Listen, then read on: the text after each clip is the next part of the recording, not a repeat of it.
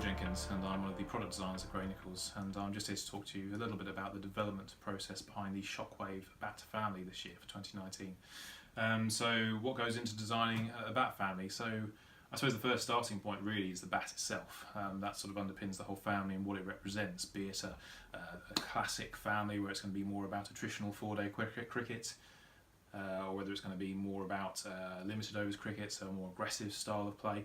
With the Shockwave, from the get-go, we wanted it to be a bat that really epitomised aggressive, fast, accumulative run-scoring cricket.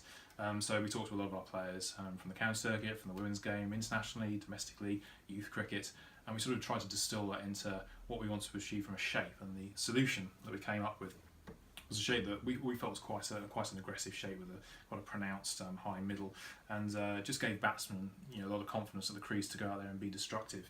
The next real phase of the design process moves on to the identity of the family from a sort of a marketing point of view. So we're thinking about, well, the immense power, the shock that this bat actually delivers, the shock wave of this bat. So we start to lead ourselves on sort of graphic motifs. The graphic motifs really centre around the name of the family for me. That's the starting point. So I'll go away with an awful lot of ideas in my head about colours, about names, about styles, about what we're trying to achieve, and try to put that into an identity, and that's sort of the starting point.